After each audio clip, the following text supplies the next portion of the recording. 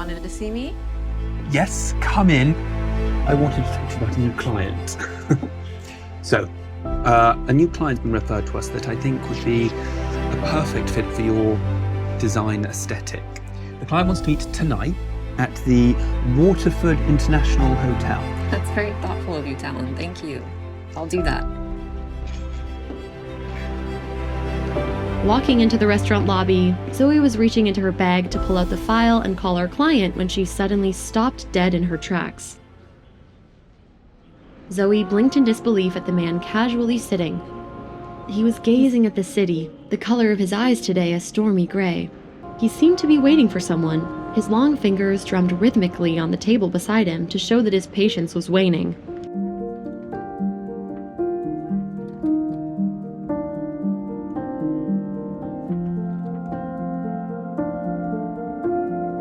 Hello? Are we going to discuss my project by shouting at each other from across the room, or are you going to join me? What? Zoe's stomach sank. Why, oh why, had she not flipped through the client's information earlier? Well, if I had planned to talk to somebody over the phone, I wouldn't have called your boss for you to meet me here. I'm sorry. I'll be right there. Blaine remained quiet, watching Zoe with his dark eyes, but saying nothing.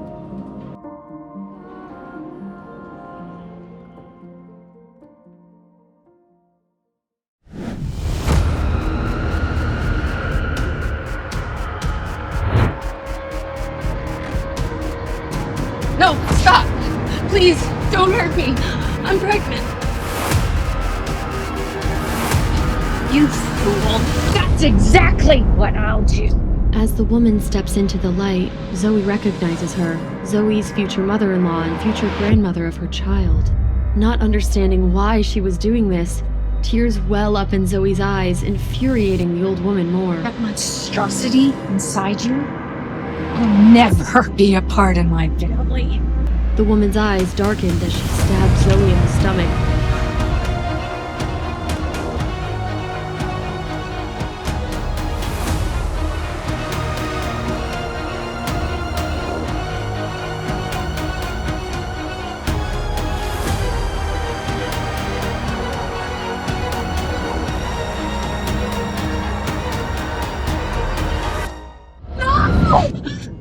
She wasn't in an alleyway. It was just a dream.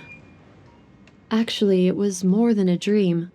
It was a memory of a fateful night 4 years ago, a memory that haunted her every moment of her life since. Zoe survived, and so did her miracle child, Max. Her son was the reason she fought every day.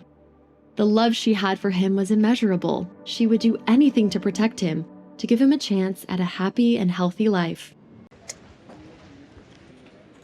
5 o'clock is quitting time. You finished for today? Was just putting the finishing touches on this design, but I'm done. I'd ask you to happy hour, but I'm sure you're off to see your son. I am.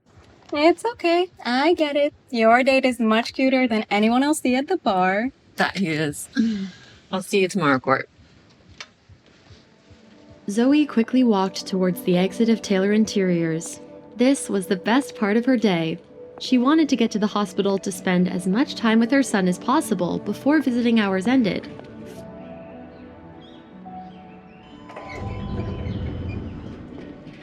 Zoe walked down the hall of St. Mary's Hospital with a teddy bear and headed straight to room 1023.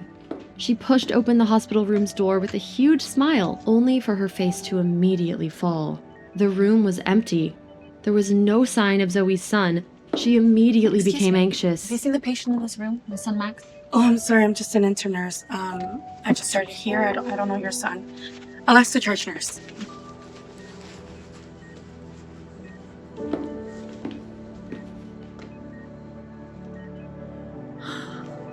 If you give me candy, my teeth will fall out. And if I don't have any teeth, I won't have a girlfriend as pretty as you. It's okay. I'll marry you if you don't have a girlfriend when you're my age. Zoe let out a breath she didn't know she'd been holding when she saw a young child wearing the tiniest hospital gown walking back towards her down the hall. Now you want to marry the handsome doctor. No, I only want to marry my favorite patient, Max. Mommy! Calm down. Thank you, Luna, for taking such good care of him. Because of the hospital's sweet nursing staff, Zoe could go to work and not worry so much about Max. Of course, he's the best. We love taking good care of him. That's why I have to thank you all the more. Is it just you and the intern on duty today? Where are the other nurses on this floor? It's 6:45. They're all gawking at that new brain surgeon before he goes into the OR, but I can't blame him. He is gorgeous.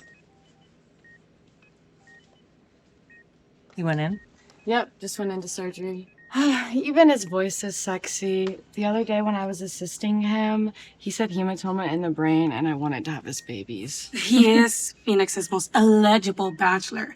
He was promoted to professor when he came to St. Mary's. I also heard that his family is loaded and he comes from a lot of political influence. He just bought a penthouse downtown. Wow. Anyways, y'all two, get back to work. Stop daydreaming. You know that we don't have a chance with a man like that. You know he only dates women like him. Gorgeous and from the right kind of family. We can all dream. Can we? The right kind of family. Luna's words stopped her cold and reminded Zoe of her past. Not being part of the right kind of family is what had almost gotten her and Max killed.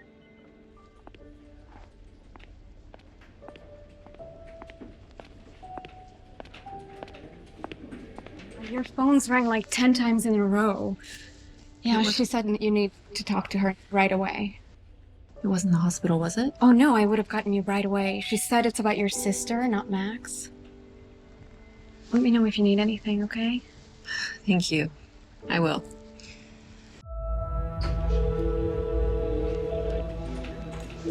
Hello?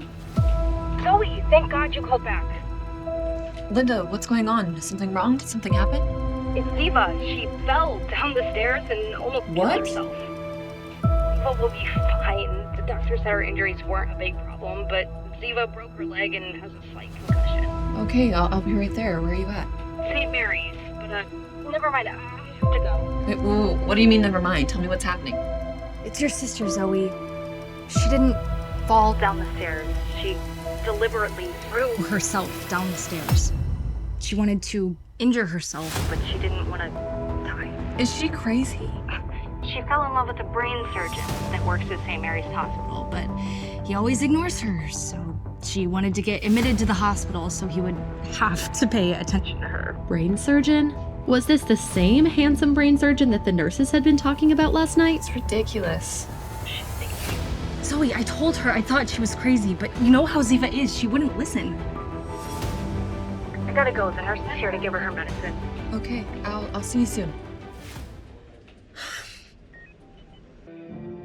No, this was just her mind playing tricks on her because she'd been thinking about Blaine after what Luna said last night.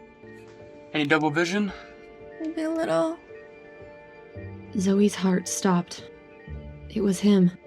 She would know that voice anywhere. Her chest tightened and she forgot to breathe. Hi, sis. Oh, Zoe, come in. Blaine stiffened when he heard Zoe's voice. He seemed stunned for a second. His dark eyes made shivers run down Zoe's back. Blaine's eyes looked dark, but she knew they shifted with his mood from various shades of gray to almost black. You're Ziva's sister? Yes, I'm her older sister. Her heart was beating wildly. She had thought that she would never be looking into his eyes again. Zoe was sure her face reflected her emotional upheaval. Blaine seemed remarkably calm by comparison. His eyes had only let his shock show for a moment. Zoe, this is, Dr. Blaine Dexter. It had been 4 years. Perhaps he saw her as barely more than a distant memory, now a stranger from his past. Zoe didn't realize how much her hand had been shaking from the nervousness until she tried to set her coffee down and hot liquid spilled all over the back of her hand. Zoe quickly hid her hand behind her back as she turned around, Let me see. but then suddenly she felt a cool touch. It was Blaine, and he was holding her hand.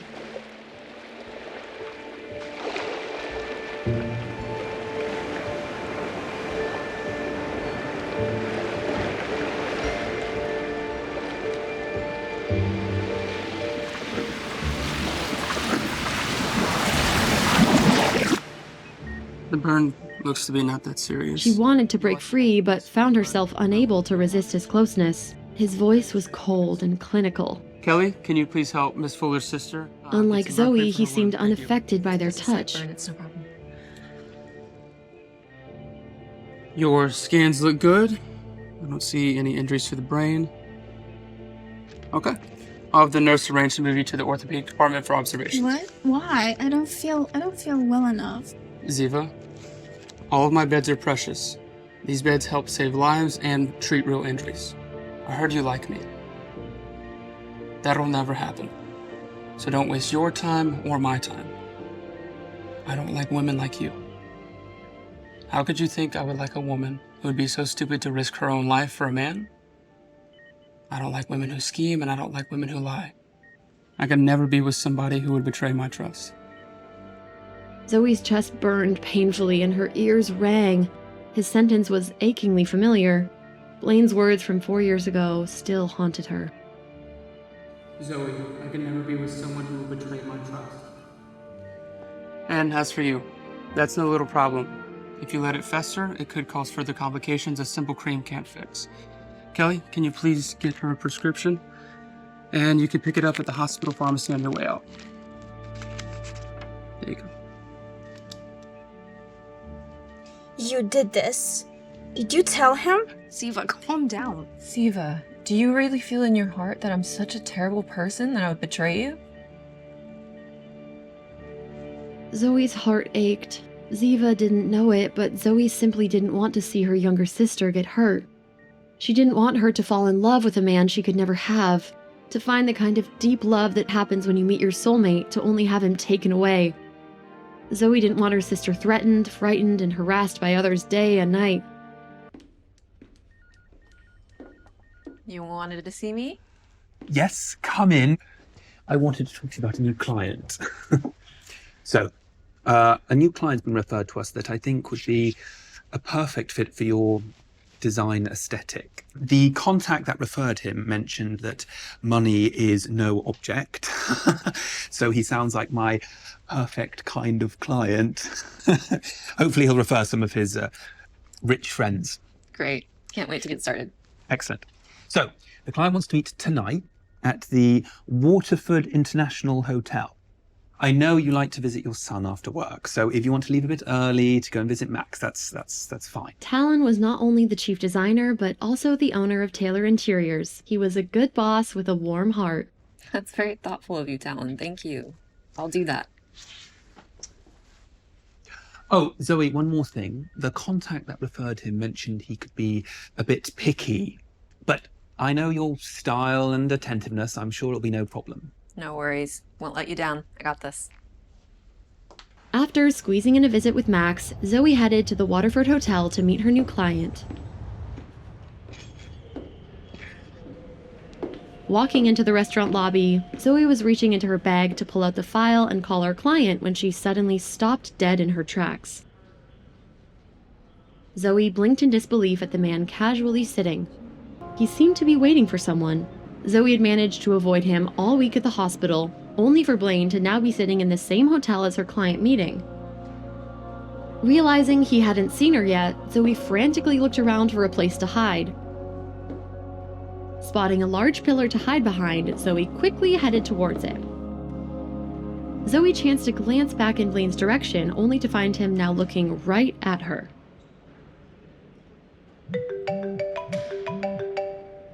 The caller wasn't in her contacts, but the phone number that appeared on the screen was one etched in Zoe's memory. It was Blaine.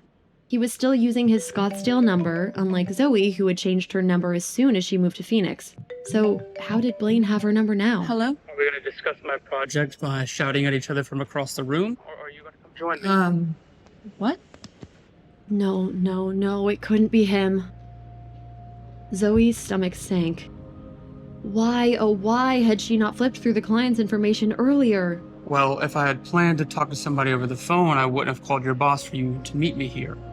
I'm sorry. I'll be right there. Blaine remained quiet, watching Zoe with his dark eyes, but saying nothing. Growing increasingly uncomfortable with Blaine's silence and scrutiny, Zoe forced herself to smile and focus on work. She got straight to the point and asked, Dr. Dexter, do you have any specific ideas for your home's design? Do you prefer modern or a more classical look? There are so many styles to choose from mid-century, retro, revival, to name a few. Just not shabby chic. Shabby chic is out. Coastal grandma's in. Not that you want your house to look like grandmother's house, because you're a man, not a grandmother. What about furniture? Antiques or modular pieces? Some prioritize style, others comfort. Did you have a specific color scheme in mind? Color plays a huge role in every design. It sets the mood for the whole interior. You can go monochrome for a clean, uncluttered look, or eclectic. Think black and white with pops of color, red and yellow. Warm colors create a cozy, welcoming environment, and blues and grays can be soothing. These are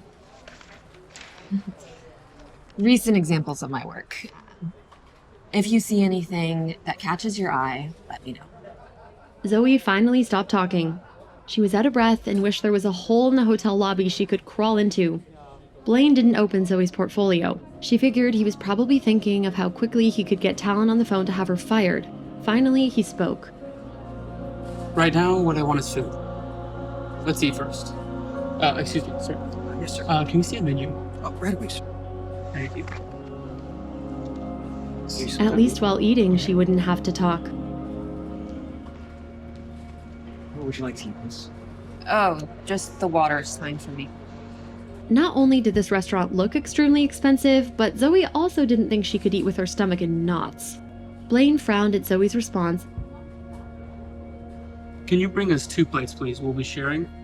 And to start out, we'll do the charcuterie board. And then proceeded to order a wide variety of dishes. The entrees, we'll do... Zoe normally prided herself on her professionalism. Usually when Zoe met with a new client, she would make small talk and get to know her client before launching into a discussion of their project. Zoe just hadn't been able to do this with Blaine. Thank you. Smelling the delicious aromas, Zoe couldn't help it when her stomach growled loudly. She hadn't eaten since breakfast and rarely went out, as every dollar she made went towards Max's treatments. Zoe blushed. Blaine glanced at her face but didn't comment. I thought you said you were hungry. Why aren't you eating? Don't worry about me. I guess I'm not as hungry as you thought. Zoe's intuition told her Blaine wasn't in a good mood. His gray eyes were stormy and distant. He clearly had something on his mind. Is everything all right? I'm sorry. I'm not trying to pry. I can just tell that something's bothering you. He didn't want to tell Zoe that 2 hours ago he saw life disappear before his eyes. He had thought that as a doctor he would eventually get used to seeing a life lost, but now he knew that death was something you never got used to. There was an indescribable heaviness in his heart. Blaine's gaze fell on Zoe's lowered face. Since she was looking down, he couldn't see her eyes clearly, but he could see her long lashes flitting against her cheeks. She was nervous.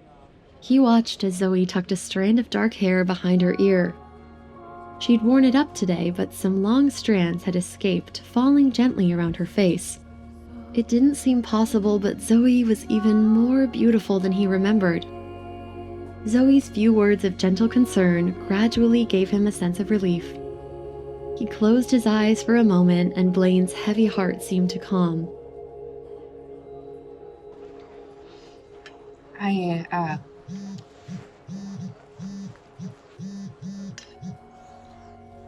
Dr. Dexter? Yes, I can be there.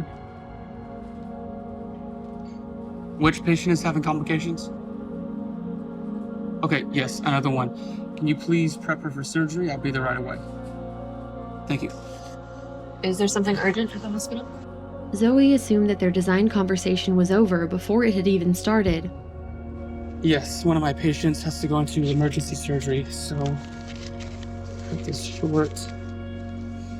And about my renovations, I can reach out to you and we can talk about this further later. Okay, I understand you have a busy schedule. Yes.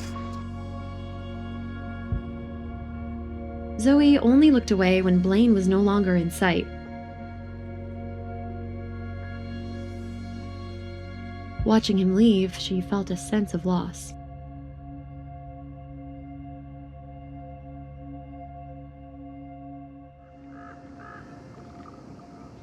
Yesterday had been a long day with multiple surgeries and the death of his patient. Exhausted, Blaine had escaped outside between operations for some fresh air and had dozed off under the warm autumn sun.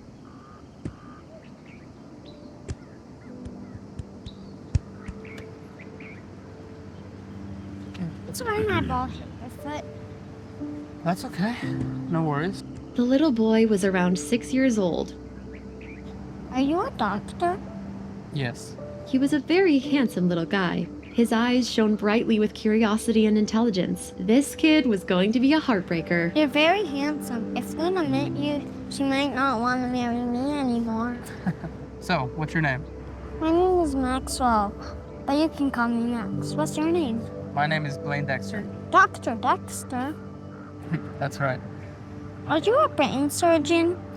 I am a surgeon in the neurology department. Is your family loaded with strong political influence? Hey, kid, are you a detective or something? Is your voice so sexy that the nurses have babies when they hear it? Max, I don't think you should be saying that. Dr. Dexter, are you single? I have a girlfriend. So you're supposed to be Phoenix's most eligible bachelor.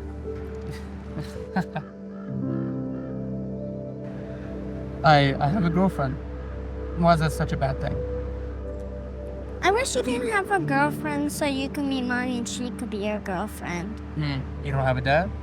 I have a daddy, but my daddy and mommy don't live together. I see. Maya works hard and she comes to see me every day. She's the best. Do you think I'll get better? Listening to the little guy's words, Blaine felt an inexplicable ache around his heart. Blaine had no idea what disease Max was suffering from, but he knew that he must be very ill. Given his lack of hair and fair skin, Max probably had a form of cancer and was undergoing chemotherapy. I fall asleep one day, never wake up again. Mommy will cry and be sad. My friend Maria fell asleep one day and then never woke up.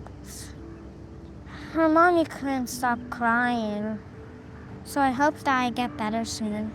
Blaine's throat felt a little dry and hoarse. Facing this small patient beside him, he couldn't say anything to comfort him because he didn't know what to say. The two sat beside each other thinking, neither saying anything to the other for a while, but enjoying each other's company nonetheless. Then Max suddenly had a thought of something. Oh yeah! Doctor, do you think you can use this thing?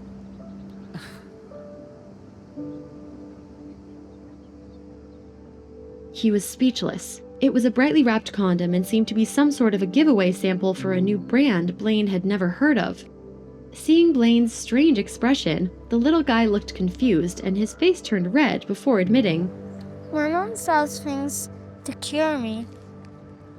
I thought I could sell these things too. I found it in her purse. Blaine was both charmed and horrified. He had never met a child like Max before. The little guy still held the condom in his hand and waved it in front of Blaine's face. Max grew serious and he lowered his voice a bit when he asked, Do you know what does mine wouldn't tell me? It's probably a good thing that she didn't tell you. Blaine was curious about what kind of a mother could raise such an innocent yet mischievous child like Max. I have 4 of these things. Max pulled a total of 4 condoms out of his pockets. They cost 50 cents each. He finally understood what kind of mother could teach such a son. I'll buy it from you. Really? Really? A very strong and patient one. Blaine was growing more and more interested in this mother. So how much do I owe you, bud? $2. All I have is a 20. You can keep the rest. Okay. Max! Luna, I'm over here! Thank you, Dr. Dexter. When you need more of these things, you come find me. I'm in room 1023. I told you to wait for me by the steps. I'm sorry. My ball kept rolling, so I had to chase it. Nurse Luna, I want to introduce you to my new friend. This is Dr. Dexter. whose voices can make nurses have babies. Max! Hi, Dr. Dexter. Sorry about that. Yeah. He's been in the hospital for years. He doesn't know much else. Can you tell me what's wrong with the little guy? Leukemia, I'm afraid. Blaine's face went blank. What a hardship for a child to carry, especially now Blaine felt for his mother. And have you found a match for a bone marrow transplant? Tested all the family and no one's a match. I searched for a donor for over a year all over the city. No success. Blaine felt the same ache around his heart as earlier. He knew how difficult it was to find a bone marrow donor. A patient's best chance of finding a match was usually a family member, but if all of Max's family had already been tested without success, it would take a miracle to find a matching donor It's now. home with surgery for today, so might as well head in.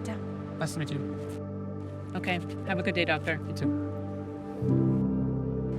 Alrighty, buddy. I'll see you around, okay? Alright. Goodbye, Dr. Dexter. Bye, bud.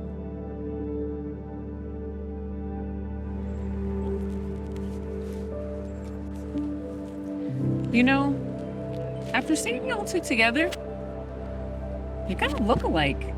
That's because we're both so handsome.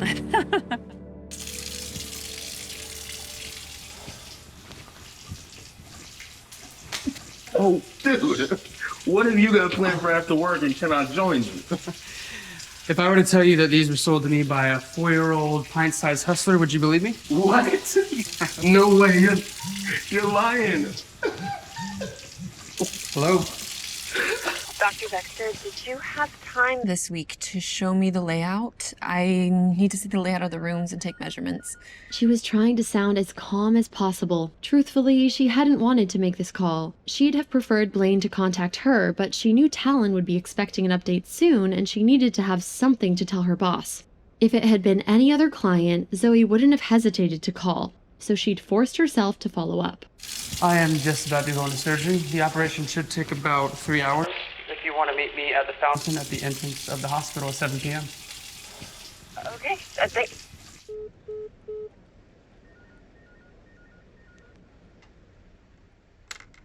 Three hours later, Zoe arrived at the hospital fountain right on time.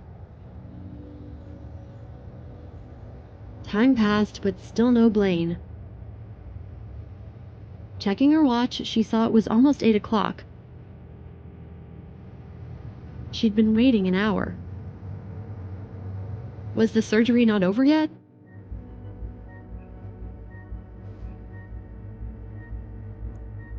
In the operating room, Blaine asked his surgical nurse for the time. What time is it? 7:15. Can you please get Dr. Ramirez on the phone? Although this tumor's benign, it's far more troublesome than we imagined. Good call, Blaine. If you hadn't insisted on operating, she could have gone blind. Is the line connected? Yes, Dr. Ramirez is on the line for you. Jose, I need you to do me a favor. I need you to go out front and see if there's a woman by the name of Zoe Fuller waiting for me. If there is, can you please tell her my home address and give her my keys out of my locker? You can also tell Zoe to let herself in. I will be there right after surgery. Go to Blaine's apartment? Alone? She couldn't. But it was her job, she had to. This was crossing the line. Wasn't it just a fluke that she ran into Blaine again? She would just go to Talon and tell him she wasn't capable of working with this client. But she did want to see his apartment after all. Would she go? And more importantly, what would happen when Blaine arrived? I can't. Would he find out that Max was his son? What skeletons did Blaine have in his closet? She had to find out. Did Blaine know about Max? Did he know what his mother did to them? Once she did this, there was no going back.